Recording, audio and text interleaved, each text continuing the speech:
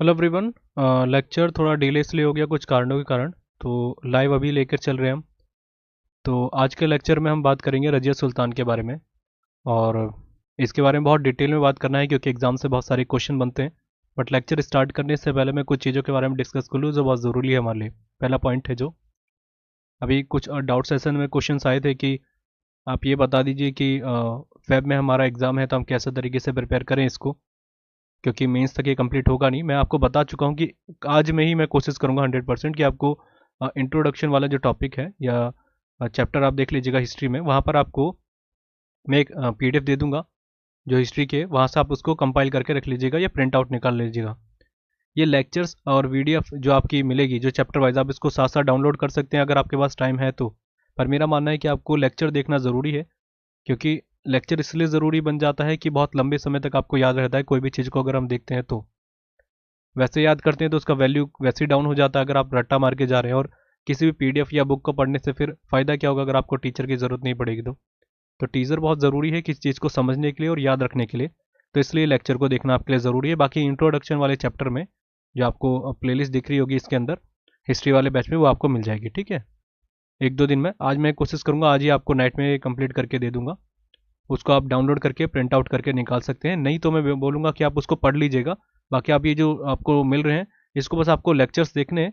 और time to time जैसे आपको हर दिन आप कोशिश करें कि चैप्टर वाइज इनकी पीडीएफ निकाल के आप इनको डाउनलोड कर लीजिएगा, तो वहाँ से भी आपका काम चल जाएगा। ठीक है।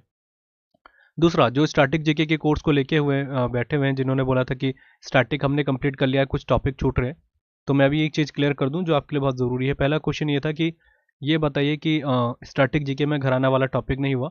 तो देखिए उसका कंटेंट बना लिया है, मैंने आपको बोला था टाइम लगता है उसमें।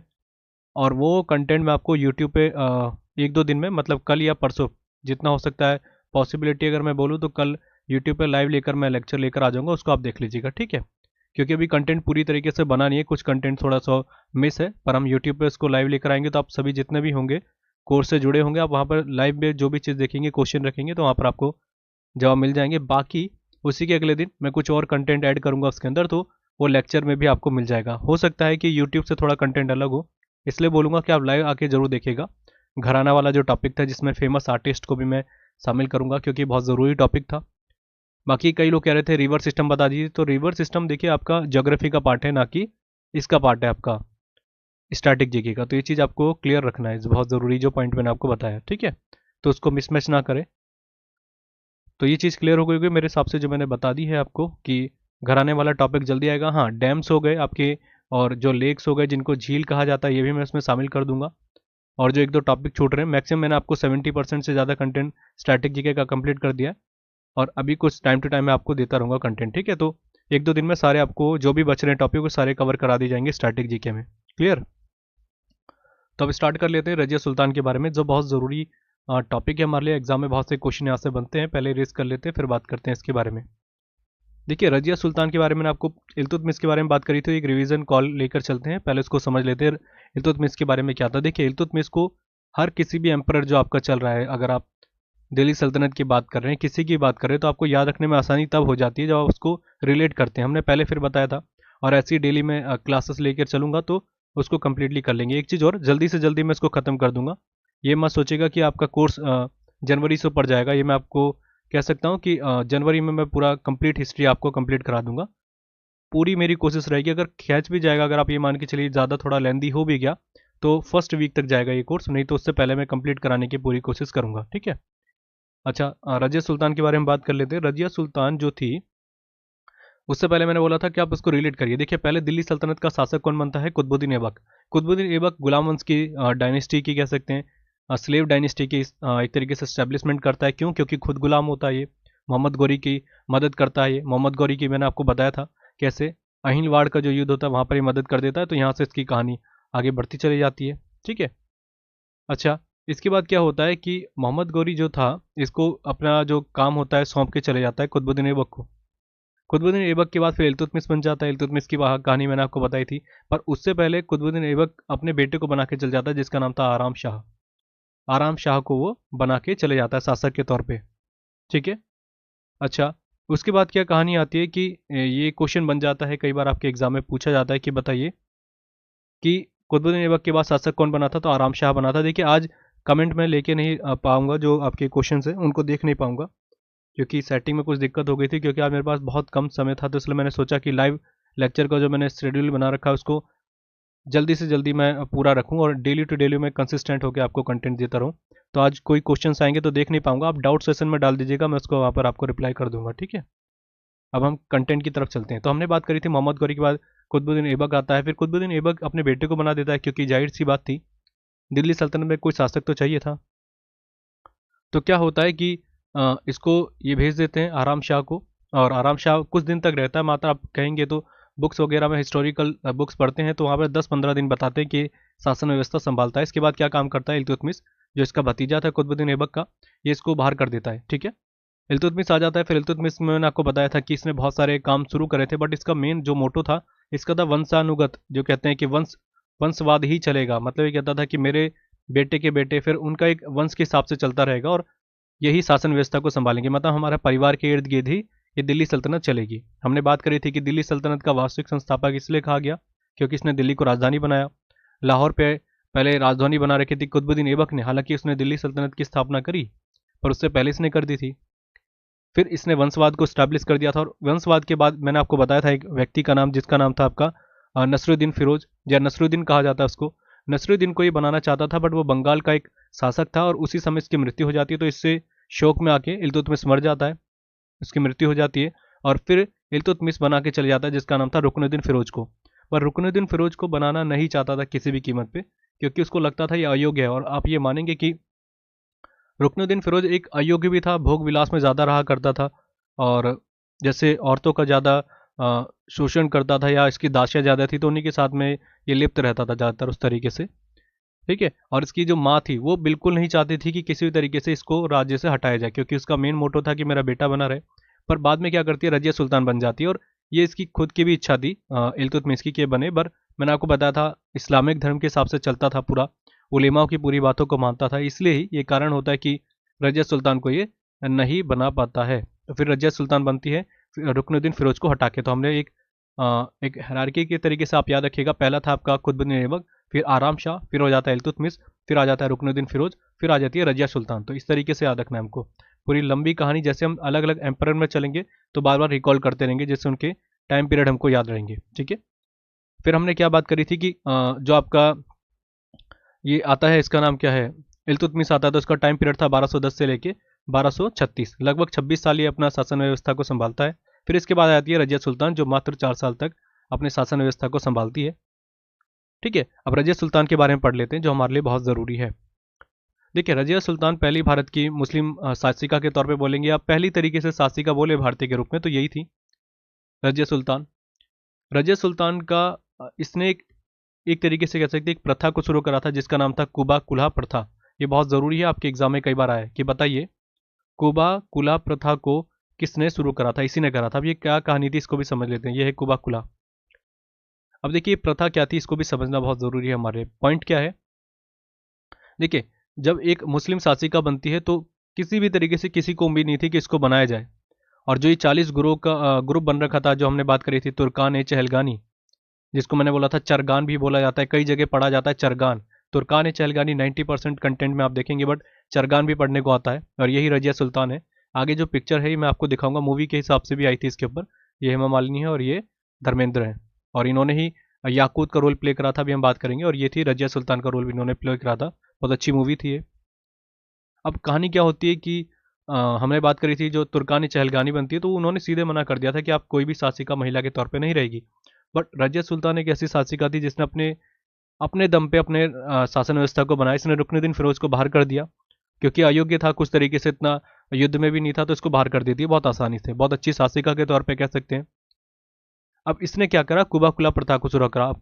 कुबा कुला प्रथा क्या था इसमें, ये देखिए जो इसने आपको दिख रहा होगा, महिलाओं को इस्लामिक धर्म में पर्दा के अंदर ही रहने की सबसे पहली नसीहत दे कह सकते हैं, या प्रथा होती है कि आप पर्दे में रहेंगे। और ज़्यादातर अगर आप अरेबियन कंट्रीज़ को देखेंगे तो बाल भी नहीं दिखा सकते, मतलब बाल भी नहीं दिखने देते, चेहरा पूरा ढका होना चाहिए। पर इसने आते समय ही इसने सीधी चीज़ें को प्रथा शुरू करा कि मैं खुले मुंह जाऊंगी, और जो पुरुषों के वस्त्र हैं उनको पहनूंगी, मतलब कुर्ता पजामा पहनूंगी, महिलाओं के वस्त्र या बुरखा लेकर नहीं आऊंगी, ठीक है। इसलिए इसको कुबा कुल्हा प्रथा के नाम से जाना गया था। लिखा हुआ है खुले मुंह और पुरुषों के वस्त्र पहन के उपस्थित होंगे। तो ये इनका मेन कारण था जो इन्होंने शुरू करा। फिर रजिया सुल्तान ने पर्दा प्रथा को समाप्त कर दिया। पर्दा प्रथा आप समझिए ना, जब कोई महिला किसी भी तरीके से अपने पर्दा नहीं रख रही तो ये उसको समाप्त करने वाली पहली महिला बन जाती है। फिर जिसके कारण उलेमा तथा सरदार इनसे अप्रसन्न थे। सरदार कौन थे? जो मैंने आपको बताया था, जो 40 सरदारों का ग्रुप था, तुर्कानी चहलगानी। उलेमाओं तो जाहिर सी बातें पसंद नहीं करते थे और पहले ही मना कर रहे थे इल्तुतमिश को कि आप किसी भी तरीके से इसको रानी या राजा नहीं बनाएंगे, मतलब एक बड़ा सुप्रीम पावर नहीं देंगे। अब बाद में इल्तुतमिश की मृत्यु हो जाती है, रुकनुद्दीन फिरोज एक अयोग्य शासक था तो ये बन जाती है। फिर रजिया सुल्तान क्या बनती है? अच्छा एक चीज़ बता दूं, न्याय की रानी कहा जाता है और कई बार आया, मैंने आपको लास्ट टॉपिक में ही बताया था। न्याय की रानी इसलिए कहा जाता है कि इनके डिसीजन कभी भी ऐसे नहीं थे कि एक पक्ष में रखती थी, न्यूट्रल बहुत हुआ करती थी, न्यूट्रल। जैसे हिंदू मुस्लिम में कोई पक्षपात नहीं करती थी। रजिया सुल्तान के बारे में ये कई बुक्स में पढ़ा जाता है, क्योंकि मैंने बहुत अच्छे से पढ़ा रजिया सुल्तान की, क्योंकि हमने मूवीज़ वगैरह में भी देखा था और एक पढ़ने का मोटो था कि क्या तरीके से, क्योंकि उस ज़माने में पहली तरीके से कोई महिला जो शासिका बने तो उसका एक अलग तरीके से क्या शासन व्यवस्था थी। तो जब पढ़ा बहुत तरीके से, तो न्याय की रानी भी कहा गया था क्योंकि कोई भी पक्षपात नहीं था। जो भी अगर आएगा, चाहे हिंदू हो, मुस्लिम हो, महिला हो, सबसे ज़्यादा महिलाओं की तरफ अपने दायित्व को निभाती थी, इसलिए इनको न्याय की रानी कहा। ठीक है, तो ये कई बार एग्जाम में आता है कि इन्होंने किनको कहा गया था न्याय की रानी, तो इनको कहा गया था। फिर इसके बाद क्या है, इसके शासन में एक याकूत नाम का व्यक्ति रहता था। ऐसा माना जाता है कि याकूत रजिया सुल्तान को प्रेम करती थी। बहुत ज़रूरी है ये, इसलिए मैंने आपको यहाँ पर दिखाया। देखिए ये है याकूत। याकूत, याकूत को कई अलग जगह से ऐसे भी लिख सकते हैं आप, याकूत। अब याकूत ये है आपको, और ये जो रोल प्ले करा था धर्मेंद्र ने, याकूत का ही करा था, और आपको हेमा मालिनी दिख रही होगी, और ये मूवी में भी लास्ट में दिखाते हैं कि मार दिया जाता है, और यही स्टोरी थी बिल्कुल। याकूत, देखिए पहली कहानी क्या होती है कि मिलने का क्या कारण होता है कि कुछ काम से दरबार में जा रही होती है, तो याकूत की कदकाठी, जो इतिहास तारीख से हम देखेंगे, पढ़ा है जो हमने, उसमें बहुत अच्छी लंबी कदकाठी थी और बहुत हर चीज़ को एग्री करता था, कोई भी चीज़ को। और ये भी माना जाता है कि एक दो जगह जब ये कह सकते हैं कि विवश हो जाती है, मतलब कोई युद्ध वगैरह में छोटे मोटे जो होते हैं वहाँ पर ये जान भी बचाता है, काफ़ी हेल्प करता है, तो इससे ज़्यादा इंप्रेस हो जाती है रजिया सुल्तान। और याकूत देखिए कई जगह अगर आप पढ़ेंगे तो बोला जाता है कि अफ्रीकन था। अफ्रीकन मतलब आपने हब्सी का नाम सुना होगा, ये बोला जाता है इतिहासकारों के द्वारा, और कई जगह अलग अलग बोलते हैं कि ये तुर्की नहीं था, इस कारण भी इसके विरोध के कारण बनते हैं। अब देखिए विरोध कौन करने लग जाते हैं? उलेमा वगैरह, जो तुर्कानी चहलगानी बनती है। पहला कारण देखिए, आप ज़्यादातर बुक्स में देखेंगे वैसे इनको जो याकूत को हब्सी बताया गया, क्योंकि आपने देखा होगा मूवी में अगर धर्मेंद्र का रोल तो बिल्कुल पूरी तरीके से काला मुंह कर रखा था। कारण ये था क्योंकि हब्सी जो आप जानते हैं अफ्रीकन होते हैं जो थोड़े ब्लैक होते हैं, तो इसी कारण एक तो ये कारण था कि एक मुस्लिम नहीं था, और मुस्लिम भी बोला जाता है कि मुस्लिम था कि नहीं था इसके बारे में कोई क्लियरिटी नहीं है याकूत के बारे में। दूसरा बहुत ज़रूरी जो पॉइंट इसमें आ जाता है कि आपसे पूछा जाएगा कि कहाँ का था, तो अबसीनिया का था, और ये एग्जाम में आ चुका है। अबीसीनिया, अबीसीनिया, देखिए अबीसीनिया है ये, और इसको इंग्लिश में मैं लिख देता हूँ क्योंकि ये भी कई बार इंग्लिश मीडियम वाले इसको लेके दिक्कत कर जाते हैं। अब सीनियन इसको कहा जाता है, अब सीनियन। ठीक है, अब सीनियन था ये। अब सीनियन आप समझ लीजिएगा अफ्रीकन कंट्रीज का आप कह सकते हैं, और ये बहुत लंबा ट्रैवल करके आता है और फिर रजिया सुल्तान की शासन व्यवस्था में रहता है। और जैसे मैंने आपको कहानी बताई, कई जगह इंप्रेस हो जाती है रजिया सुल्तान और प्रेम करने लग जाती है, और इससे फिर चर्चे पूरे फैलने लग जाते हैं कि रजिया सुल्तान पसंद करती है। तो ऐसे टाइम पे ही ये याकूत को अस्तबल जो होता है उसमें मुखिया बना देती है, बहुत बड़ी पावर दे देती है, मतलब पूरी तरीके से जितने भी अस्तबल थे घोड़े के, क्योंकि ये घुड़सवारी भी किया करती थी और ये भी चीज़ पसंद नहीं थी वहाँ के उलेमाओं को। तो वहाँ पर मतलब एक तरीके से उनको मुखिया बना देती है याकूत को। और ये भी देखा जाता है कि ये बुक्स वगैरह में मैंने पढ़ा है कि याकूत को उलेमा तब ये नोटिस करते हैं जब ये घुड़सवारी किया करती थी, तो जब नीचे उठाना होता था या घोड़े पे बिठाना पड़ता था तो ये याकूत ही आता था सबसे पहले, बल्कि सुप्रीम पावर था वहाँ का। तो ये लोगों ने देखा कि एक तरीके से खिंचाव गलत है रजिया सुल्तान का, और पहली बात तो गलत ये करा कि महिला शासिका के तौर पे काम कर रही है, और दूसरी बात एक अबसीनियन आदमी के साथ ये रिलेशन बना रही है, तो ये गलत है हमारे लिए भी। तो इसका मेन विरोध का कारण ये बन जाता है। ठीक है, इसके बाद उलेमाओं ने रजिया सुल्तान को मारने का षड्यंत्र करा, जैसे मैंने आपको बताया, और जिसमें प्रमुख था अल्तुनिया। ये बहुत ज़रूरी है, अल्तुनिया का नाम भी आ जाता है। जब मैंने अपने कंटेंट में जब पढ़ा था ल्यूसेंट में बहुत ज़्यादा कंफ्यूज होता था, क्योंकि ल्यूसेंट में कोई क्लियर नहीं था पॉइंट, इसलिए मैं आपको बता रहा हूँ कि एक स्टोरी वाइज आप याद रखें। 1 to 1 अगर आप लाइन टू लाइन या MCQ फॉर्म में याद करके जाएंगे तो फंस जाएंगे। वैसा याद हमको करना नहीं है, कहानी पढ़नी है हिस्टोरिकल इवेंट के हिसाब से। मैं आपको मॉडर्न हिस्ट्री जब बताऊंगा तो आपको एकदम सारी चीज़ें एकदम याद रहेंगी। कारण ये है क्योंकि आप जब तक इतिहास को जिएंगे नहीं, जब तक उसको देखेंगे नहीं, विजुलाइज नहीं करेंगे, तो वो यादें रहेंगी नहीं। आज भी मैंने हिस्ट्री को बहुत समय पहले छोड़ दिया था, पर आज भी मुझे वो सब चीज़ें याद हैं क्योंकि कहानी को रिलेट करते हैं हम। जैसे हमने बताया था कि पहले आप दिल्ली सल्तनत को बार बार रिवाइज करते रहिए कि पहले कौन आता है, कुतुबुद्दीन ऐबक, फिर आराम शाह, फिर रुकनुद्दीन फिरोज बनता है, सॉरी इल्तुतमिश, फिर रुकनुद्दीन फिरोज उसका बेटा बनता है, फिर उसके बाद कहानी बनती है रजिया सुल्तान के पास आती है। ऐसी करनी से आपको याद रखना है। अब इसमें देखिए मेन कौन था, अल्तुनिया था, सरहिंद का शासक था। अब सरहिंद कौन है, आप ये समझ लीजिए कि अफगानिस्तान के एक जगह में, अफगानिस्तान को ही आप समझ लीजिए कि अब सरहिंद कहा जाता था। बहुत बड़ा नाम है सरहिंद, कई बार आता है तो आप याद रखेंगे। इसने क्या करा, पहली बात तो बहुत, ये जितना भी वर्णन है इनकी सुंदरता का, रजिया सुल्तान का, एक तरीके से फ्रेम किया गया। ये कोई एग्जैक्टली कॉपी नहीं है या फोटो नहीं है, पर एक जो वर्णन मिलता है कि बहुत सुंदर थी पहली बात रजिया सुल्तान। और जब बिना पर्दे के आती थी तो बहुत ज़्यादा लोग पहले इंप्रेस हो जाते थे। और अल्तुनिया बहुत पहले से पसंद करता था रजिया सुल्तान को, और वो किसी भी तरीके से मौका ढूंढ रहा था कोई युद्ध करने का, या इनसे विवाह कर लूँ मैं, निकाह कर लूँ किसी तरीके से। तो जिसको मौका मिल जाता है, जब इसके पास बात पहुंचती है कि याकूत एक नाम का आदमी है और उनके साथ रिलेशन है ऐसे, तो ये एक ग्रुप बनाता है और कहता है कि जो तुर्कान चहलगानी को, क्या आप विद्रोह करें अंदर से, और बाकी मैं अपनी सेना लेके आ रहा हूँ और युद्ध करेंगे। अब इतने में रजिया सुल्तान को पता चलता है और इनका, रजिया सुल्तान का और अल्तुनिया का युद्ध होता है। ये याद रखना है। पहला पॉइंट आपसे पूछा जा सकता है कि बताइए अल्तुनिया शासक कहाँ का था, सरहिंद का था। सरहिंद कहाँ पर है, अफगानिस्तान में। इन दोनों के बीच में युद्ध होता है और युद्ध में रजिया सुल्तान को ये क्या कर देता है, बंदी बना देता है अल्तुनिया। पहले मैं इसको इरेज कर लेता हूँ, बहुत ज़रूरी पॉइंट है। अब कन्फ्यूजन क्या, आप ल्यूसेंट में पढ़ेंगे तो कोई क्लियरिटी आपको नहीं मिलेगी कि किसके साथ किसको पसंद कर रहा है, क्या हो रहा है कहानी। मैंने आपको एक कहानी बता दी, पहले याकूत प्रेम करने लग जाती है, फिर अल्तुनिया पहले से पसंद करता था रजिया सुल्तान को, तो रजिया सुल्तान के खिलाफ युद्ध करने का ऐलान कर देता है। अब रजिया सुल्तान को पता चलता है कि बगावत यहाँ भी हो रही है, पहले उसको हराना पड़ेगा क्योंकि अंदर तो हम संभाल लेंगे। तो ये युद्ध करने के लिए चली जाती है अल्तुनिया से, और बीच रास्ते में इनकी लड़ाई होती है जिसमें अल्तुनिया ऑब्वियसली जीत जाता है। एक मजबूत सेना थी रजिया सुल्तान की, पर मैंने आपको बताया पहले से गुट बट गए थे, तो उसमें ज़्यादा लोगों ने हेल्प नहीं करी रजिया सुल्तान की, इसमें हार जाती हैं। अब मैंने आपको बताया था रजिया सुल्तान को पहले से ही पसंद करता था अल्तुनिया। और दूसरी कहानी बहुत ही सुंदर थी ये, तो ये समझ जाती है कि अगर मैं बंदी रह जाऊंगी ज़िंदगी भर तो फ़ायदा है नहीं, मैं इनसे विवाह कर लेती हूँ और पसंद भी करता है ये। और इसी बीच में याकूत को भी मार दिया जाता है, तो ये भी याद रखिएगा, याकूत को मार दिया जाता है। ठीक है। अब क्या होता है कि ये रजिया सुल्तान कहती है कि मैं तुमसे विवाह कर लेती हूँ और फिर बाकी आप दोनों मिलकर एक शासन व्यवस्था को संभालेंगे दिल्ली सल्तनत की। ये एक्सेप्ट कर लेता है अल्तुनिया, और ये सब चीज़ें पता होती है तुर्कान चहलगानी ग्रुप को, जो चला रहे होते हैं, मेंटोर होते हैं वहाँ के। अब ये प्लान करते हैं कि हम इनको किसी भी तरीके से समाप्त कर देंगे। तो ये रास्ते में ही आ रहे होते हैं, और रास्ते में ये नहीं है कि इनको दिल्ली सल्तनत के लोगों ने मारा, पर इसके बारे में कोई क्लियरिटी नहीं है। जैसे यहाँ पे लिखा है, इस प्रकार अल्तुनिया और रजिया सुल्तान जब दिल्ली की ओर आ रहे थे तो कैथल में इनकी मृत्यु हो जाती है, हत्या कर दी जाती है। ये बहुत ज़रूरी है, कैथल कई बार एग्जाम में है, हरियाणा। अब देखिए कई बार अगर आप बुक्स पढ़ेंगे हिस्टोरिकल्स में, बहुत ज़्यादा पढ़ता हूँ, तो ये कैथल भी आता है कर जगह। ये भी देखने को मिलता है कि कैथल में मृत्यु नहीं हुई थी। ये माना जाता है कि जो ये तुर्कान चहलगानी, इन्होंने ही ग्रुप बना के अपने लोगों को भेजा और मार दिया गया। वैसे ज़्यादातर आप बुक्स में पढ़ेंगे तो डाकू आता है, डाकुओं ने मारा था इनको जब वापस आ रहे थे, ज़्यादा सेना बची नहीं थी। और ये जब आ रहे थे तो ये पहले षड्यंत्र किया गया, कॉन्स्पिरेसी की गई, बाद में इनको मार दिया गया। तो ये कहानी थी रजिया सुल्तान के बारे में। ठीक है, तो मैंने आपको ये पॉइंट बता दिए, बहुत ज़रूरी था, जो आपको याद रखने की ज़रूरत है। फिर एक और रिकॉल कर लेते हैं जल्दी से रजिया सुल्तान के बारे में। अगले दिन जब आएगा लेक्चर दूसरा वाला तो उसमें हम बात ही करेंगे। तो पहली बात समझ लेते हैं, टाइम पीरियड था 1236 से लेके 1240, 4 साल रही मात्र, बहुत छोटा टाइम पीरियड रहा था इनका।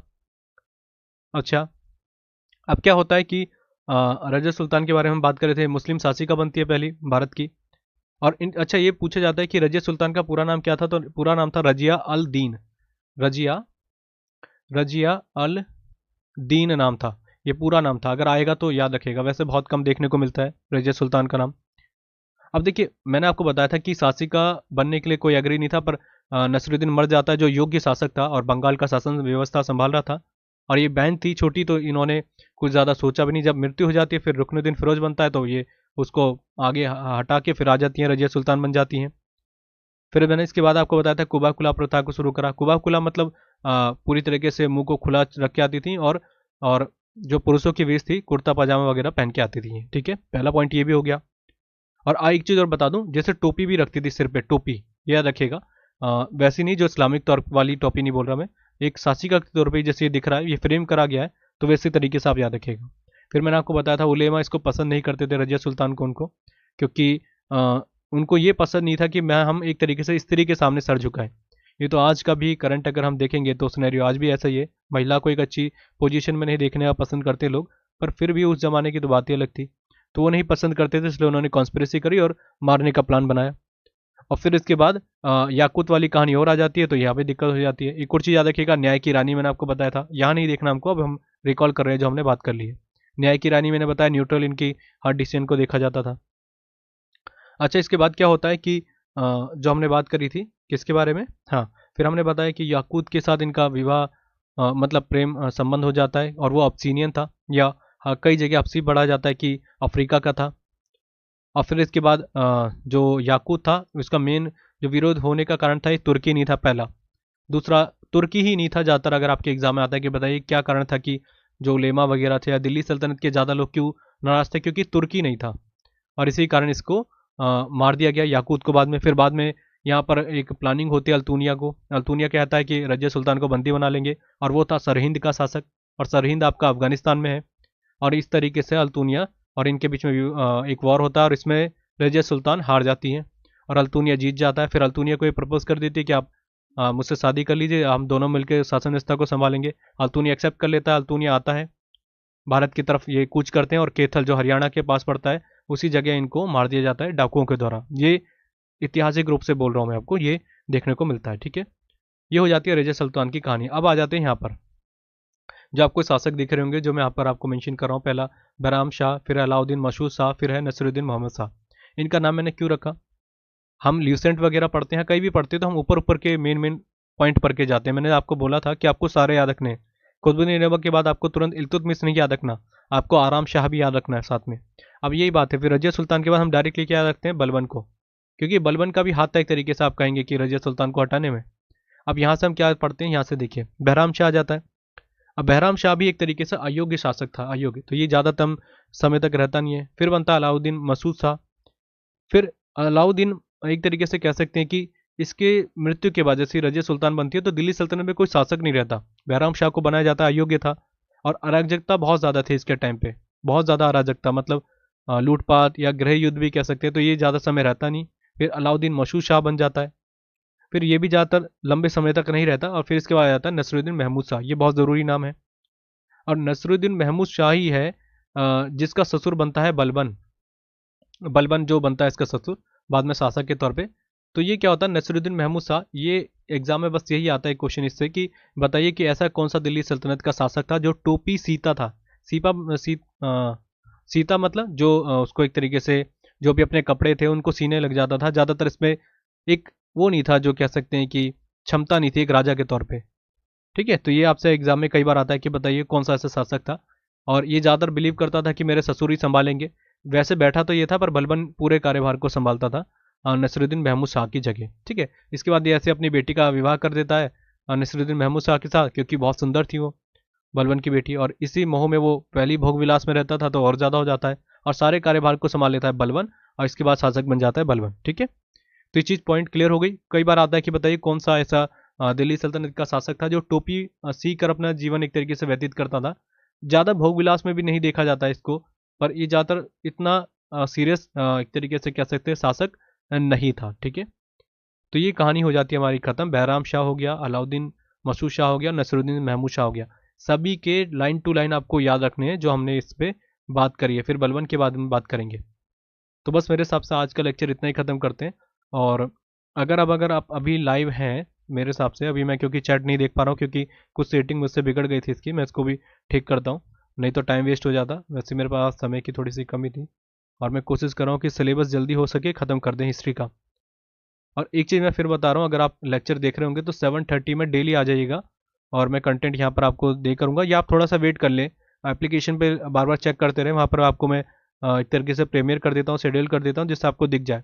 जैसे आज मैंने ये 7:42 में करी क्योंकि कुछ दिक्कतें आ रही थी सिस्टम में मेरे, तो मेरे को उसमें 7:30 में ही क्लास स्टार्ट करी थी, पर दिक्कतें आ रही थी, तो इसलिए मैंने फिर इसको ठीक करके 7:42 में करी थी क्लास। तो आप एक बार बार बार शेड्यूल देखिएगा, क्योंकि लाइव रहता है तो थोड़ा आपके लिए ये भी सही रहता है कि आप देखते रहें कि क्वेश्चंस कहाँ से आ रहे हैं, कोई डाउट होते तो मैं आपको डायरेक्टली बता देता हूँ। बाकी मैं रिकॉर्डेड लेक्चर भी आपको जल्दी से जल्दी देता रहूँगा कि जिससे सिलेबस आपका कंप्लीट हो जाए। और आज आपका ये भी डाउट खत्म हो जाएगा। एक पीडीएफ में आपको दे दूंगा, अगर आपको जल्दी है हिस्ट्री पढ़ने की तो आप उसको देख लीजिएगा। वहाँ पर आपको 80% कंटेंट तो आपका लेक्चर्स का मिल जाएगा। 20% में एक्स्ट्रा जो कंटेंट आपको दूंगा वो अलग से ही दूंगा, क्योंकि इसमें एनसीईआरटी के फैक्ट भी मैं ऐड कर रहा हूँ, जिससे आपको वैल्यूबल कंटेंट आपको मिलता रहे। ठीक है, तो कहने का मतलब मेरे हिसाब से मैंने आपको सारी चीज़ें बता दी। रजिया सुल्तान आज खत्म हो गया, फिर हम कल बलबन को देखेंगे। तो बस आज का लेक्चर यही है, और 7:30 में सभी लाइव आ जाए। और जो स्टैटिक जीके के कोर्स के साथ जुड़े हैं 70% हो गया। देखिए अभी कोई एग्जाम नहीं था, इसलिए मैं थोड़ा सा डिले कर गया कि मैंने सोचा पहले हिस्ट्री को ज़्यादा जल्दी काम करें, क्योंकि पहला पॉइंट तो ये हो जा रहा था हिस्ट्री को जल्दी जल्दी निपटा देंगे उतना वैल्यूबल रहेगा। दूसरा ये था कि एक टॉपिक रह रहा था घराने वाला, और मैं उसको बहुत ज़्यादा सोच रहा था कि एक भी पॉइंट ऐसा छूटे ना आपके लिए, तो इसको मैं कंटेंट में बनाने में टाइम लग गया था। 1-2 दिन में आपको स्टैटिक जीके में मिल जाएगा, बाकी डैम वगैरह वो हम आपको जल्दी से लेक्चर प्रोवाइड करा देंगे। ठीक है, स्टैटिक जीके में 1-2 दिन में आपको एक दो लाइव लेक्चर में लेकर आऊँगा, तो उसकी चिंता ना करें। जो भी जुड़े हुए हैं एप्लीकेशन के साथ, एक भी कंटेंट ऐसा आपको नहीं मिलेगा जो बाहर होगा। पूरी मेरी कोशिश यही रहेगी। और 1 ईयर की वैलिडिटी है, तो आप इतना टेंशन ना लें।